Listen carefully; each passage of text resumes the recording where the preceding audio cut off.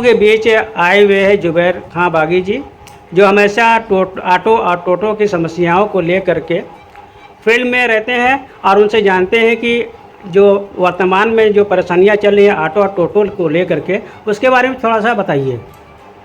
दरअसल जो SP traffic महोदय हैं, वो जो हिसाब से कार्य कर रहे हैं, वो एक अधिकारी की तरह काम नहीं कर रहे हैं, वो एक राजा की तरह काम कर रहे हैं। जो मैंने कहा वही सही, किसी को बात सुनने को तैयार नहीं। जो अभी फ़िलहाल जो इलेक्ट्रिक ऑटो रिक्शा में जो इन्होंने अभियान चला के और सैकड़ों गाड़ियाँ बंद की, बेमतलब का बंद किया, ना पहले से कोई सूचना, ना कोई बजट, कुछ नहीं, बस एक बैग कुछ लोगों के बातों में आकर इन्होंने ये काम किया। और इस गर्मी में, इतनी 40-44 डिग्री के तापमान में, इन्होंने टीआई से लेके होमगार्ड, ट्रैफिक और चालक से लेके आम जनता सबको परेशान करने का काम किया। जबकि जो इनकी सोच है, जो इनका मकसद है, जो इनका कहने का मतलब था कि हम जाम की समस्या को ख़त्म करना चाहते हैं, तो जाम की समस्या केवल ऑटो रिक्शा, ई रिक्शा को पकड़ के बंद कर देने से ख़त्म हो जाएगी, बारकोड लगाने से ख़त्म हो जाए, ऐसा कुछ नहीं। जाम की समस्या के बनारस में कई कारण हैं। सबसे बड़ा कारण है कि बनारस में फुटपाथ नहीं है, और जहाँ फुटपाथ है भी वो दुकानदारों के कब्जे में है। दुकानदारों ने फुटपाथ पे कब्जा कर रखा, फिर उसके बाद उनके आने वाले ग्राहक रोड पर मोटर अपनी गाड़ियों को खड़ा करते हैं। ऐसी परिस्थिति में पैदल चलने वाला भी सड़क पर चलता है। तो कहीं ना कहीं पहले उन्हें बनारस की व्यवस्थाओं पे देखना चाहिए, कमियों पे काम करना चाहिए। बनारस वैसे भी गलियों का शहर है, जगह कम है, सड़कें चौड़ी नहीं है, लेकिन उस पर कोई बात नहीं होती। दूसरी चीज़, बनारस में स्टैंड के नाम पर डेली लाखों रुपया वसूला जाता है, लेकिन स्टैंड और पार्किंग के नाम पर कोई व्यवस्था है नहीं। एक तरफ वो पार्किंग के नाम पर पैसा लिया जाता है गाड़ियों को रोक के, दूसरी तरफ उन्हीं के विभाग के लोग पीछे से नो पार्किंग पे चलान करते हैं। तो इन सब चीज़ों पे काम करने का, और ये ई रिक्शा और इलेक्ट्रिक ऑटो रिक्शा को एक साथ जोड़ने का जो काम कर रहे हैं, ये कहाँ का है न्याय है। एक गाड़ी 1.5 लाख की आ रही है और एक गाड़ी 5 लाख की आ रही है। दोनों की तुलना आप हवाई जहाज और ट्रेन की तुलना कर रहे हो आप, तो कैसे संभव है।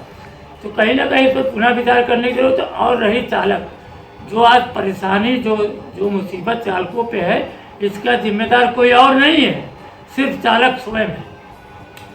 क्योंकि चालक जो बनारस में है, वो संगठन तो बनारस में है नहीं। संगठन के नाम पे लोगों ने दुकान खोल के रखी है, और उस दुकान पे लोगों को बुला के उनसे एक निश्चित धनराशि वसूली जाती है और उनको चलने की व्यवस्था करो। और जो यूनियन के लोग हैं, कहीं ना कहीं वो यातायात प्रशासन के एजेंट के रूप में काम करते हैं। तो इन सब चीज़ों को समझने की ज़रूरत है। बनारस एक स्मार्ट सिटी है, और जिस तरह की व्यवस्था बनाने का काम कर रहे थे एसपी ट्रैफिक महोदय, बनारस को स्मार्ट सिटी नहीं, परेशान सिटी बनाने का, उसके कारण बताता हूँ। जो वर्तमान व्यवस्थाएं बनाने जा रहे हैं, वो 20 साल पुरानी व्यवस्था को सही करने का प्रयास कर रहे हैं, जबकि बनारस 20 साल आगे जा चुका है, और 20 साल में एक नई पीढ़ी खड़ी होती है, और ये पुरानी पीढ़ी की ही व्यवस्था को सही करने में लगे हैं। और इस व्यवस्था में नई पीढ़ी को इन्होंने कुछ नहीं किया। इनके पास कुछ देने को है ही नहीं नई पीढ़ी को। इनके पास नई पीढ़ी को देने को क्या है? चालान, डंडा, गाली, मार, यही दे रहे हैं नई पीढ़ी को। नई पीढ़ी को कोई व्यवस्था नहीं दे रहे, लेकिन ये भूल जा रहे हैं कि नई पीढ़ी जो आ रही है वो शिक्षित है, पढ़ी लिखी है, बेरोजगार है, इसलिए इस धंधे को स्वीकार कर रही है। मैंने कम से कम यूपी के 50-52 जिले का हमने दौरा किया, गए लोगों से बात की। जैसी दुर्व्यवस्था बनारस में है, कहने को तो प्रधानमंत्री का संसदीय क्षेत्र है, लेकिन यूपी का सबसे बुरी व्यवस्था इस बनारस की है। और मेरा चालक साथियों से एक बहुत विनम्र निवेदन है कि इस वक्त आप पे परेशानी आई है, तरह तरह के यूनियन के लोग दुकान खोलेंगे और दुकान के नाम से वसूली होगी आपके, और फिर आपको उसी वसूली के जरिए आपको गुलाम बनाकर एक निश्चित धनराशि लेकर आपको चलने की व्यवस्था बनाई जाएगी। इसलिए इस दुकानदारों से होशियार रहिए।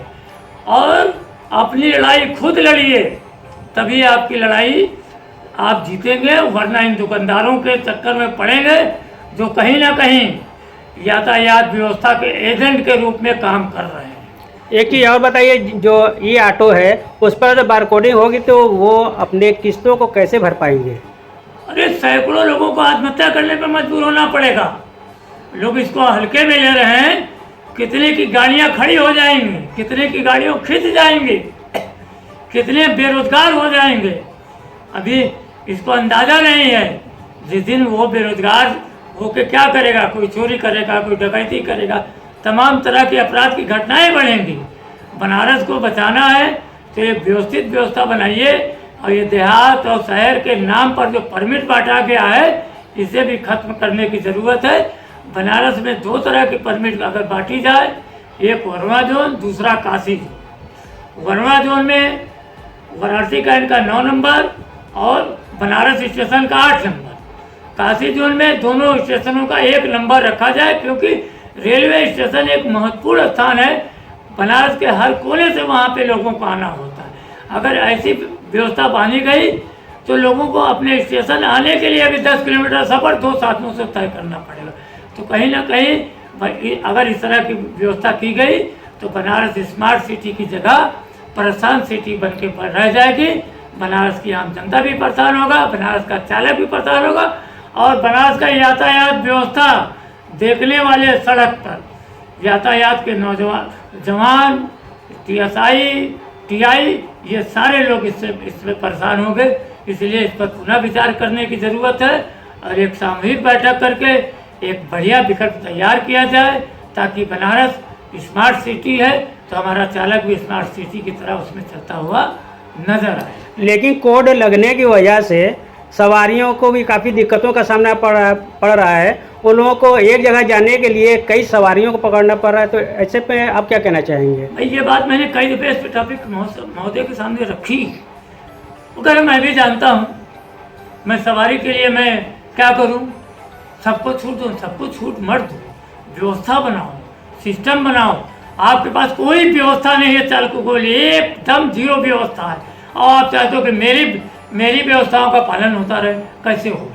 आप नो पार्किंग में चालान करोगे, पार्किंग है नहीं, गाड़ी कहीं खड़ी हो गई, आप नो पार्किंग में चालान कर दोगे, तो ये ड्रामा बंद करो। पहले पार्किंग की व्यवस्था, ऑटो स्टाफ की व्यवस्था बनाइए, जहाँ सवारी उतरना चाहे तो वहाँ ड्राइवर सवारी रोक के सवारियों को उतारे, जो सवारी को बैठना है उसको बैठाए और आगे बढ़े।